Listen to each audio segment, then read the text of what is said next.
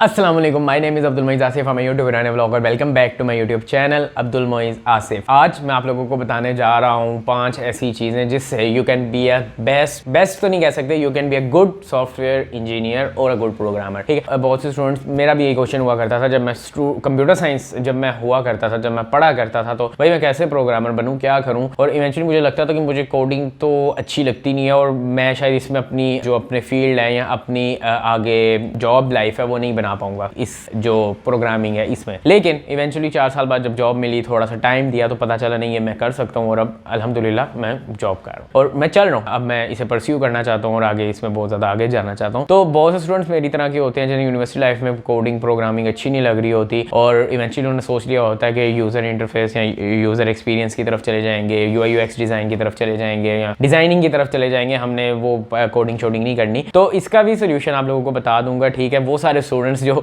जिन्हें ये सब कुछ फील होता है वो इस वीडियो में डटे रहें, उनके लिए बहुत ज़्यादा चीज़ें हैं। सबसे पहले कोडिंग हमें क्यों नहीं आती? क्योंकि हम टाइम ही नहीं दे रहे होते उसे। ठीक है, हर स्किल टाइम मांगती है और कोडिंग कुछ एक्स्ट्रा टाइम मांगती है। ठीक है, हम लोग यहाँ पर थोड़ा देर कोडिंग करते हैं, 2 एरर आते हैं, हम पीछे हट जाते हैं, हम कहते हैं नहीं भाई कोडिंग मेरे बस की बात नहीं है, मैं थक गया हूँ, मेरे से ये नहीं हो रहा। ऐसा नहीं होता, आप कोडिंग में सीखते रहते हो। सॉफ्टवेयर इंजीनियर्स एक रिसर्च के मुताबिक वो लगातार कॉन्टिन्यूस लर्निंग उनकी होती है और वो सीखते रहते हैं, वो इंटेलिजेंट भी ज़्यादा होते हैं। तो आप जब कोडिंग कर रहे होते हो, प्रोग्रामिंग कर रहे होते हो, तो आपको तरह तरह के मसले आते हैं, टाइम बहुत देना पड़ता है। ठीक है, इसलिए प्रोग्रामर्स के बारे में मशहूर है वो रात को कोडिंग करते हैं क्योंकि रात को एम्पल टाइम होता है विदाउट एनी डिस्ट्रैक्शन। तो अगर आप लोग कंप्यूटर साइंस के स्टूडेंट हो, सबसे पहले तो देखो कि आपने टाइम दिया है कोडिंग को, जो आप मतलब फैसला कर रहे हो कि भाई मुझसे नहीं हो रही कोडिंग। ये टाइम नहीं होता कि आपने दिन के 1 घंटा दे रहे हो, ये तो बिल्कुल प्रोग्रामिंग का टाइम अनडिफाइंड होता है कि मैंने दिन में 1 घंटा दिया, वो नहीं होता क्योंकि एक एरर आ गया ना, वो 1 घंटा नहीं 10 घंटे लग जाते हैं सॉल्व करते हुए। तो ये देख लेना कि क्या आप टाइम दे रहे हो उसे। सेकेंडली आप लोगों ने ये जरूर देखना कि क्या मतलब मैं पेशेंस से काम ले रहा हूँ। प्रोग्रामिंग एक ऐसी फील्ड है जो बहुत पेशेंस मांगती है, जो बंदे का ना सही बंदे को आजमा लेती है कि बंदा वर्स्ट से वर्स्ट कंडीशन में क्या करता है। मतलब होता नहीं है एक बंदा आपसे पहले चिड़ा हुआ, आप उसे और तंग करो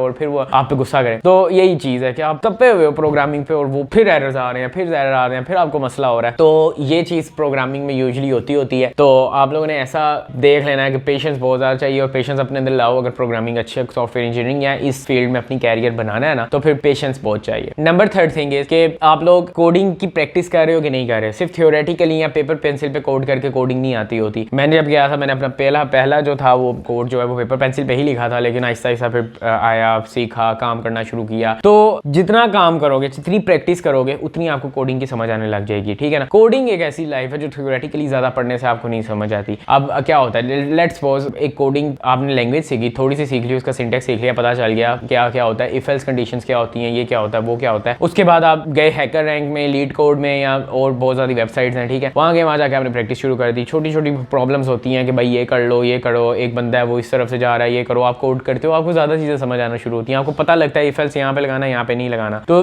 प्रैक्टिस से ये सारी चीज़ें ज़्यादा अच्छी समझ आती हैं। Practice is the key in every aspect of your life. Technically अगर आप लोग किसी चीज़ में कर रहे हो, थ्योरेटिकली पढ़ के आप लोग इतना टेक्निकल फील्ड्स में आगे नहीं निकल सकते। ये मेरा एक्सपीरियंस है।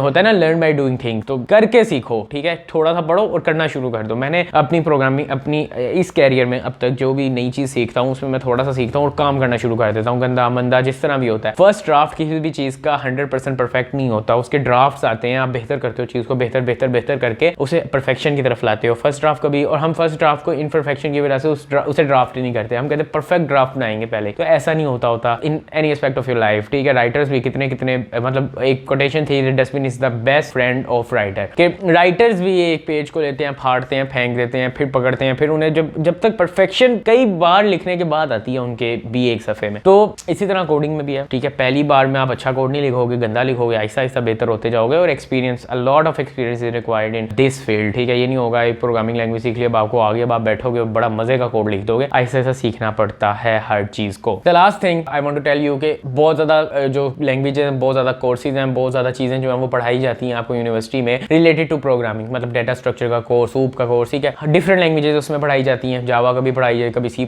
पढ़ा देते हैं, कभी पाइथन पढ़ा देते हैं, मशीन लर्निंग में पाइथन, मैटलैब का भी पढ़ा देते हैं। तो यार आप सारी चीज़ें आपको आ जाती हैं, but you have to be master of one. ठीक है, एक कोई पकड़ लो लैंग्वेज, आपको उस लैंग्वेज की हर चीज़ आनी चाहिए। अगर लेट्स सपोज आप पाइथन हो ना, पाइथन अगर आपने पकड़ लिया, आपने कहा मैंने पाइथन में, उसमें आपको थ्रेडिंग, मल्टी थ्रेडिंग आनी चाहिए, उसमें आपको आपने सॉकेट प्रोग्रामिंग इंप्लीमेंट की हो, इस तरह की चीज़ें 3-4 आपने इंप्लीमेंट की हो, उस लैंग्वेज में, तो आप अपने आप को कहोगे मैं इस लैंग्वेज में पूरा प्रोफिशिएंट हूँ, ताकि आपसे कोई भी चीज़ उस लैंग्वेज के बारे में पूछा जाए वो आप बता दो। मेरे से एक इंटरव्यू में ऐसा हुआ था, उन्होंने पूछा था आप किस लैंग्वेज में प्रोफिशिएंट हो, मैंने बताया, उन्होंने उस लैंग्वेज के ढेरों सवाल पूछे मुझसे। तो ऐसा ही होता है, ठीक है। आप लोग अगर किसी एक लैंग्वेज में जैक ऑफ ऑल ना बनो, मास्टर ऑफ वन बन जाओ। जब इंटरव्यू देने जाओगे, ठीक है, आपका जो स्टैक है वो चेंज भी कर देंगे ना उधर, तो आप वो सीख के उसमें भी हो जाओगे, लेकिन आपको पता होनी चाहिए चीजें इंप्लीमेंट कैसे हो रही है, काम कैसे हो रहा है। बस यही कुछ था, आप लोगों को कुछ बताना था कि how to be successful programmer और अ कोडर और सॉफ्टवेयर इंजीनियर। अगर आप लोगों को ये वीडियो अच्छी लगी, लाइक कर देना, शेयर कर देना, सब्सक्राइब कर देना। मिलते हैं आपसे नेक्स्ट एपिसोड में, तब तक के लिए अल्लाह हाफिज।